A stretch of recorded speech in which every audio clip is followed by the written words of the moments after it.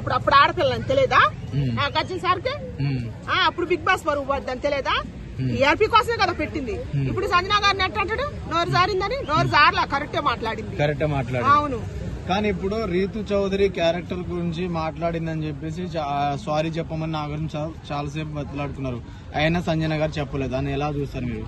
అది చెప్పదా అభిమానం, self super అనిపించింది. ప్రతి ఆడవాళ్ళు అట్నే ఉండాలనిపించింది. తప్పు చేయనప్పుడు సారీ ఎందుకు చెప్పుద్ది? చెప్పనన్నది. అసలు మళ్ళీ మాట్లాడితే నాగార్జున సారీ చెప్పాలా సంజనాకి. అందుకే బతిలాడుకుంటూ పోతనన్నా కూడా. అసలు ఈమె సంజన గారు ఏమన్నారు? రాత్రి అవుతే ఇద్దరు అనుకుని కూర్చుంటారని ఆ ఒక్క వర్డే అన్నది. కానీ మధ్యలో ఇమాన్యుయల్ చాలా ఓవర్ చేశాడని చెప్పేసి అంటున్నారు. దాన్ని ఎలా చూస్తారు? ఇది తప్పు, ఆడపిల్ల విషయంలో మాట్లాడు, ఇది తప్పు అని చెప్పేసి అంటున్నారు కదా. సో దాన్ని మీరు ఎలా చూస్తారు? ఇమాన్యుయల్ ఓవర్ యాక్షన్ చేయలేదులే గానీ ఆమె చెప్పే విధానం కరెక్టే. గానీ అన్న మాటలన్నీ వదిలిపెట్టి చేసిన పనులు వదిలిపెట్టి ఇప్పుడు చేసిన తప్పు వదిలిపెడతారు, కోసిన ముక్కే అందరు చూస్తారు. అందుకని దాని పరంగా వాళ్ళ అమ్మకి చెప్పిండు, నువ్వు చెప్పే విధానం బాగుంది కానీ ఆ జారిన మాట చూస్తారు మమ్మీ అని చెప్పిండు. ఆడు ఓవర్ యాడ్ చేసిండు, అది తప్పు అని చెప్పిండు. అంటే ప్రతి విషయంలో మధ్యలో దూరుతున్నాడు, ఓవర్ యాక్టింగ్ చేస్తున్నారు అంటున్నారు కదమ్మా. ఓవర్ యాక్షన్ చేయట్లా, వాళ్ళ అమ్మకి చెబుతుండు. వాళ్ళ అమ్మని ఎవరేమన్నా కూడా ఆయన బాధ అనిపిస్తుంది. ఎందుకంటే వాళ్ళు జెన్యున్ గా తల్లి కొడుకు బాండింగ్ జెన్యునే కాబట్టి. ఇప్పుడు వారం రోజుల నుంచి సంజనని ఇమాన్యుయల్ దూరం పెట్టాడు. సో దాన్ని ఎలా చూస్తారు? దాన్ని దూరం పెట్టలేదు, నాకు అసలు దూరం పెట్టినట్టు కాని రాలేదు. ఇమాన్యుయల్కి కన్న తల్లి వాళ్ళమ్మ దేవకి అయితే బిగ్ బాస్ హౌస్ లో సంజన గారు యశోద అని నా ఫీలింగ్. అవునా? అవును. సో బిగ్ బాస్ మరి ఇప్పుడు కొన్ని వారాలే ఉంది. ఇప్పుడు సుమన్ శెట్టి గారు అయితే ఒకటే నామినేషన్ లైన్ పట్టుకొని ఒకటే దాన్ని ఊగులాడుతున్నారు. నిజంగా నిన్న నాగార్జున సార్వి అదే అన్నారు. సో దాన్ని ఎలా చూస్తారు? అవును, నిజంగానే ఒక పాయింట్ పట్టుకొని ఉయ్యాలేసుకొని ఊగుతుండు. ఇంకా బాగోలేదు చూస్తానికి. ఖచ్చితంగా నేను చెబుతున్నా, సుమన్ శెట్టి గారు, భరణి గారు, సంజన గారు వీళ్ళు ఇంతవరకు బిగ్ బాస్ హౌస్ లోంచి ఎలిమెంట్ అయ్యే వాళ్ళు ఇయ్యాలి కాకపోయినా రేపైనా. ఫైనల్ లో ఉండేది డీమాన్ పవన్, రీతు సోదరి, ఆర్మీ కళ్యాణ్, తనూజ, ఇమాన్యుయల్.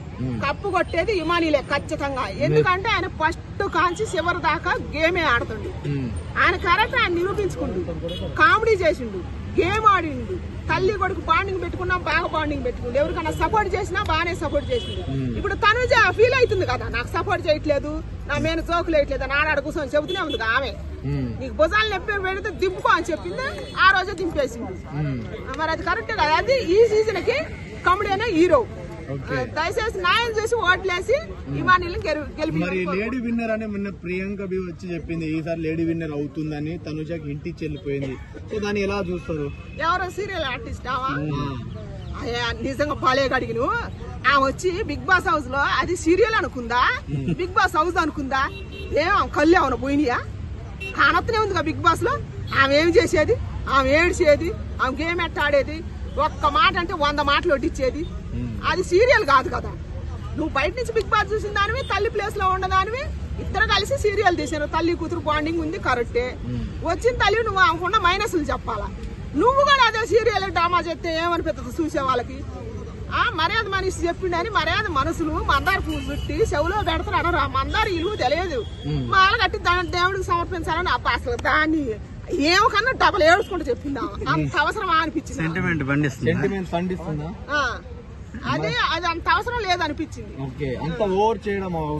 అవసరం లేదా? ఆమె సీరియల్ చూస్తే ఆమె కట్టు బట్టు ఆమె కూడా చూస్తే బాగుంటది అనిపించింది. ఈడ చూస్తే ఇద్దరు సేమ్ రెండు అనిపించింది. ఒక సినిమా గుర్తొచ్చింది నాకు. ప్రకాష్ రాజ్ అంటాడు తల్లి లాలింపు కూతురు తాలింపు అని, అది గుర్తొచ్చింది వాళ్ళిద్దరిది.